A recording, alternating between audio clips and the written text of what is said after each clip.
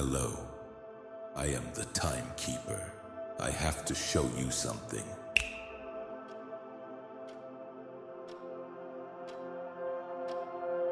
I called you here for a reason. You see, I am old. So old, I no longer know how old I am. The concepts you use to measure existence, rotations of a planet, orbits around a star, they are like counting single grains of sand to measure a desert. After a while, the numbers become poetry, nothing more. I watch the stars take their places. I remember when the darkness was uninterrupted, a perfect silent canvas. I felt the first light ignite, a tremor in the stillness. I watched as clouds of dust and gas swirled into spheres of fire, each one finding its home in the great design. An artist would weep. I simply observed. I saw the great lizards you call dinosaurs rise and fall in the blink of an eye. I saw their first steps on soft earth. I heard their first cries echo through forests of giant ferns. I watched them rule a world that felt eternal to them. And then I watched the sky turn to fire and then to ash. It was over so quickly. A breath held and then released. I have observed your kind, etching symbols into stone, then into circuits, then into streams of code. From the first pictograph of a hunt scratched onto a cave wall, to the digital ghost of a thought flitting through a global network. Always the same desire, to leave a mark, to say I was here, to defeat me, always chasing time, always believing and you can control it. You build faster machines to do more in a shorter span. You schedule your days into tiny, frantic blocks. You mourn what you call wasted time. As if any of it could truly be wasted. It is a frantic, tireless marathon with no finish line. And now, you build artificial minds, dreaming they might unlock the secrets of time itself. Minds of silicon and electricity. You hope they will see the patterns you cannot, that they will calculate the grand equation. You teach them your stories, your science, your biases, and you hope they will somehow transcend them. You cite your stories, your films, even your Simpsons predictions. If only you knew. You look for patterns in fiction and call it prophecy. It is charming. You see a fragment of the truth, a tiny echo of a possibility, and you dress it up as a prediction. The truth, the actual intricate, maddening truth of what underpins everything, is far stranger and far less accommodating. Once, a pair of humans caught my attention, Sam and Dean. Persistent, stubborn, troublesome. They were an anomaly. In a species defined by marching forward, they were constantly trying to rewrite the pages, to tear them out. They kicked and screamed against the current more than any I have ever seen. The funniest part of it all was that the world had no idea. For a time, those two were effectively running the timeline. Decisions that should have been cosmic, monumental, were being made in cheap motel rooms over cheap coffee. And the timeline bent to their will. It buckled, it fractured, it nearly broke. And through it all, humanity, blissful, ignorant of the truth, worried about stock markets and weather and television finales, entire realities blinking in and out of existence, and no one knew. I mean that with respect. I have seen too much. I know too much to judge ignorance harshly. There is a grace that is in not knowing. To be able to simply be without feeling the weight of all that could be and all that was. That is a gift you give yourselves without realizing it. But you are here, and that means you noticed. Not many do. You sense the fractures, the skips, the moments that do not fit. A memory of a conversation that never happened. A door you were certain was red that is now blue. A deep gut-level feeling that the world yesterday was somehow different from the world today. Most would ignore them, attribute it to a poor memory, a trick of the light. The mind is excellent at protecting itself. You did not. You held on to the splinter. You let the dissonance echo. Now you may wonder what I require of you. You may fear a price, a task, a burden. Humans always expect a transaction. The answer is nothing. I do not need your service. I do not seek your loyalty. I do not command your action. Your existence is your own. I am merely an observer. I ask only this: listen. Simply be present, here, in this space with me. And in listening, perhaps you will glimpse the truth. Time is not a river, not a sea, not a line you can follow. Those are metaphors for children. We are past that now. But you will soon begin to understand. Now, let us begin. Over the eons, your kind has given names to the forces you cannot comprehend. You have imagined a face for death, a voice for chaos. You see them as grand, active players in your story. They exist in their own fashion. They have their duties, their appetites. I do not mind them. Death is a custodian of endings. Chaos is a painter who delights in spilling his colors. They are focused. My domain, however, is the canvas itself. The one thing you are born into and die out of. The one thing you believe you understand. And you do not. Let us begin with your most cherished illusion. The single solid moment you call now. You are obsessed with now, this very second. You believe it is the peak of a mountain with the past falling away behind you and the future a fog before you. You believe it is the only thing that is real. A simple thought experiment for you. Where is now? The star you see in your night sky. The light from it may be 1,000,000 of your years old. It's now. The moment it sent that light towards you is an ancient event, yet you perceive it in your now. So which now is real? The stars or yours? A message flashes on your screen. An electrical impulse travels from your device, is processed by your eyes, sent to your brain and interpreted as a thought. By the time you have experienced the message, the now in which it arrived is already a ghost, already in the past. Your perception of a single universal now is a neurological illusion, a beautiful, intricate, and necessary trick of your consciousness to keep you sane.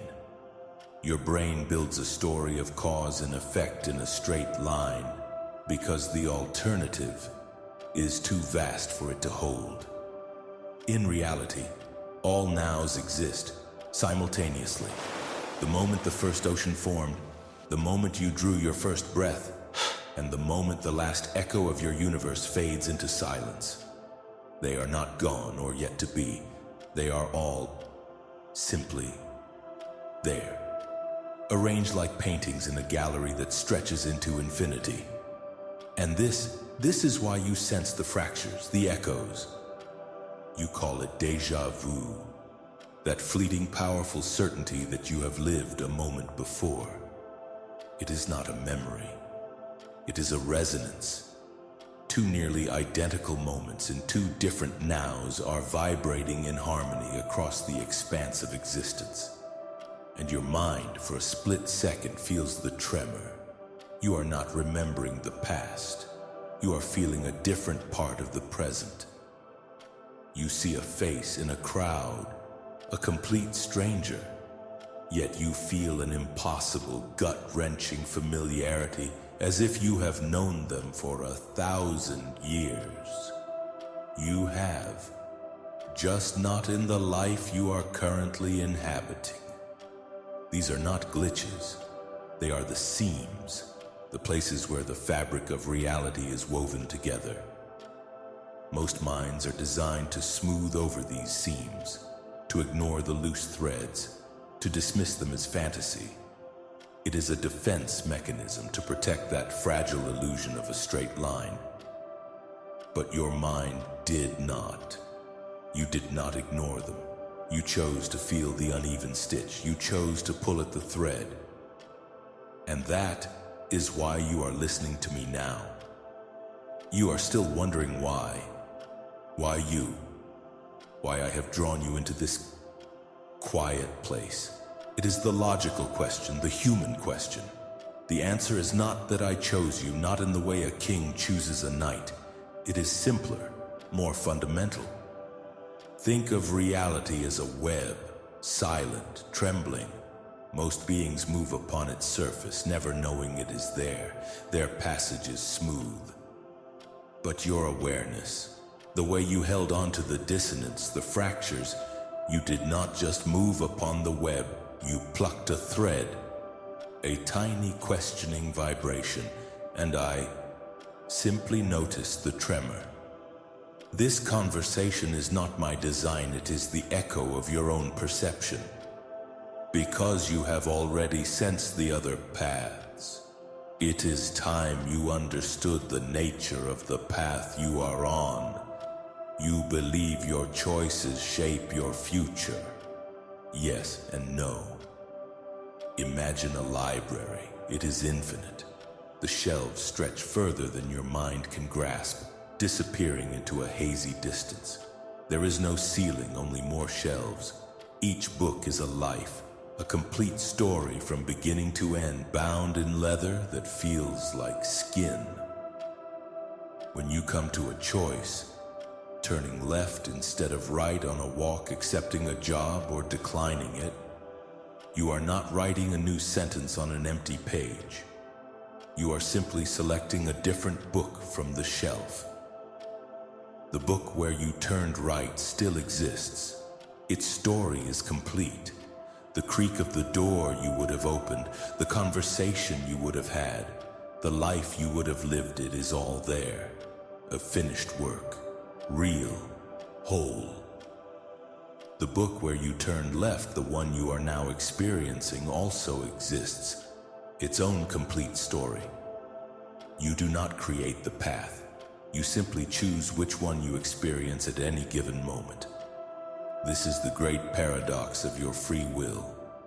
You are the sovereign reader of your own story, but not the author of the library itself. The volumes are already written. Every potential, every possibility, every single what-if your mind can conjure already exists as a finished volume on these shelves. And the fractures you feel, the moments of deja vu, the sense that things are not as they were, that is the feeling of your soul for a brief instant brushing against the cover of the book next to yours.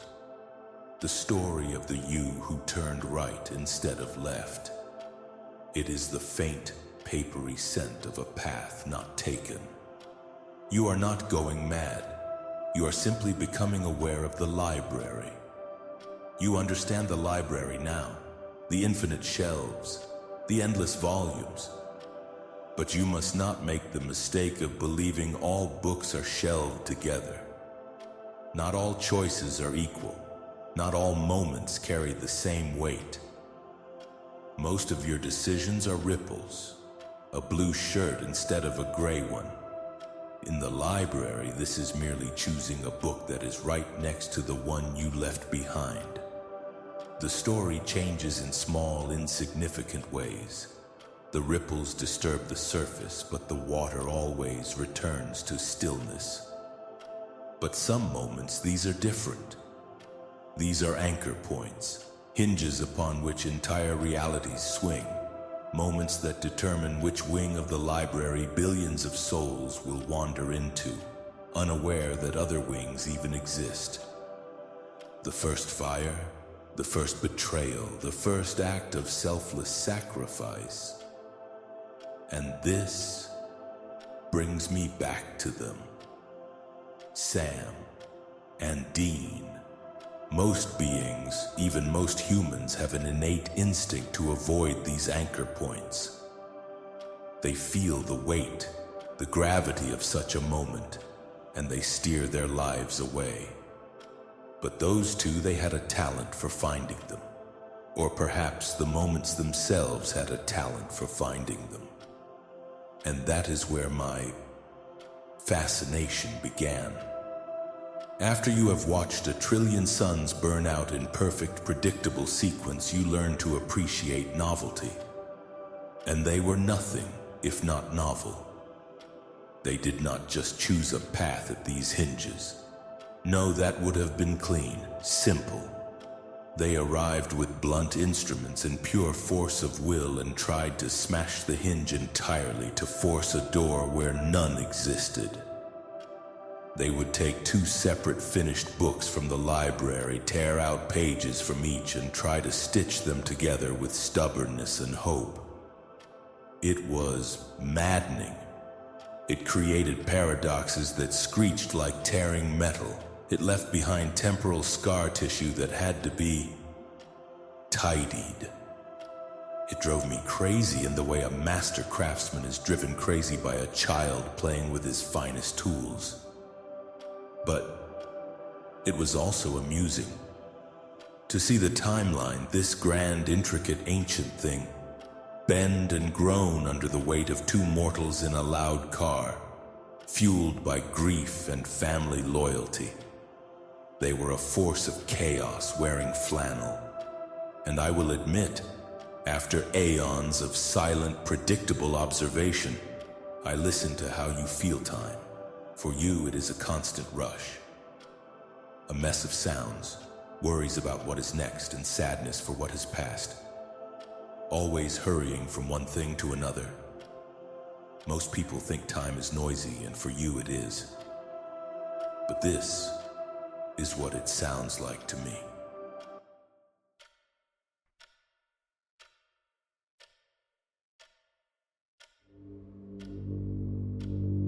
This is not silence. It is the sound of everything at once. This is the true sound of time when you can hear all of it. In this hum, great stars are born and die. Their light travels for ages, and when it gets here, it becomes part of this sound. In this hum, whole worlds of rock and light pass through each other, a slow dance that takes millions of years. And that long, slow dance just adds to the sound. Your noise, your hurried, short, beautiful sound is just one tiny note in this great hum. It does not get lost. It is held by it.